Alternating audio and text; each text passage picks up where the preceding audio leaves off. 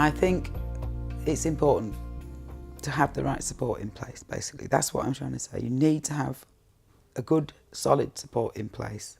But it is going to be painful at times, and there are times when if you don't have support, you will find it difficult. And quite early on, I had to work out, I had to report to someone, I had to make this more known.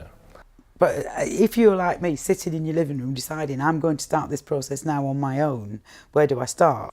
You can phone Childline, you can phone legal advice centres. There are lots of welfare organisations. Or you pick up the phone and you phone an organisation that you found online and you go through their links, or you talk to them rather than that. Actually talk to somebody.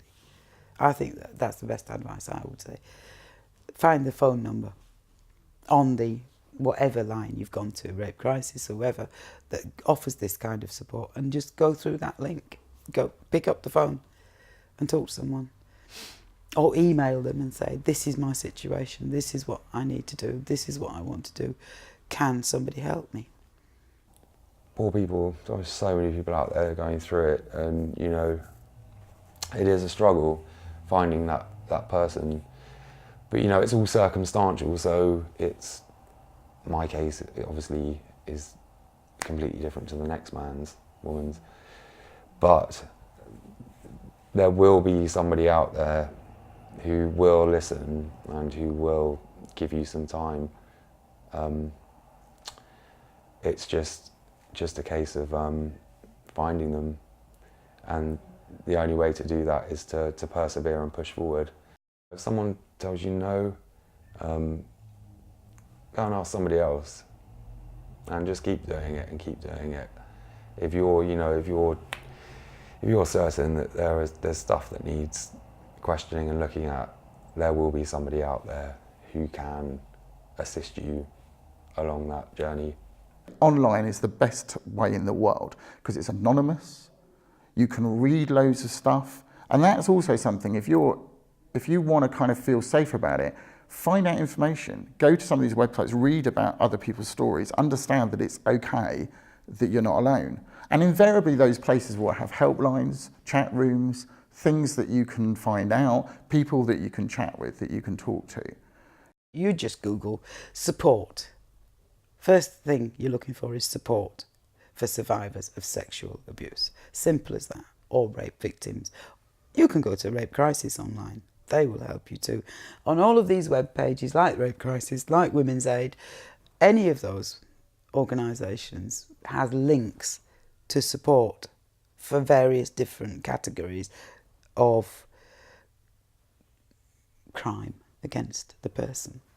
So there are organisations like NSPCC and NAPAC, and you know, if you search help sexual abuse, you will find organisations, you will find people online as a starting point.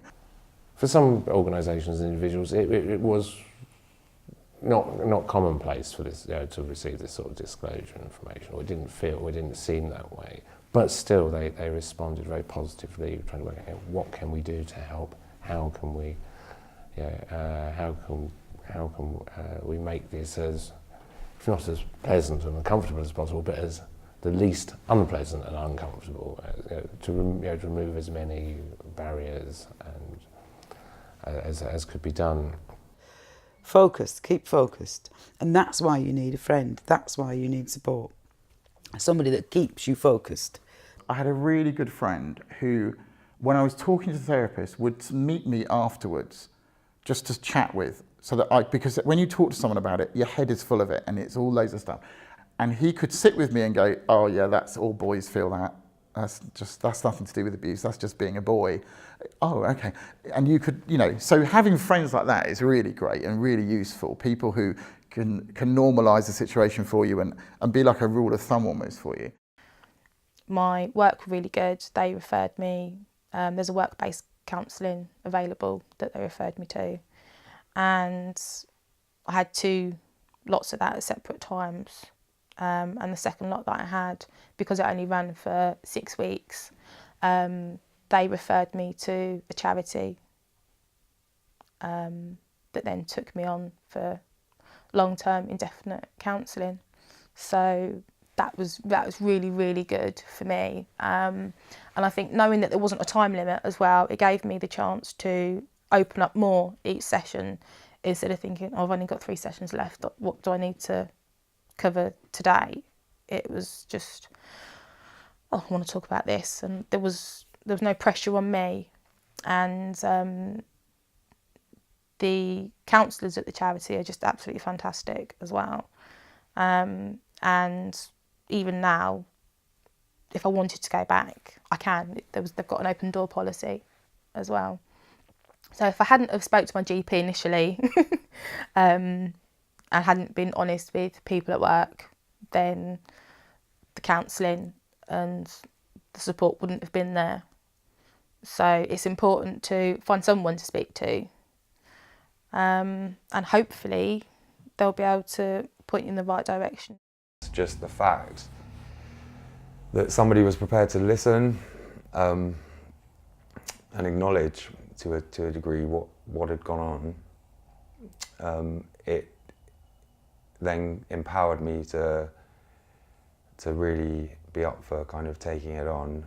Not everybody's going to respond great, but what I would say is it's pretty clear quite soon in, when, you know, early in, this person's not reacting well, or they're a bit of an idiot, or I should never have spoken to them.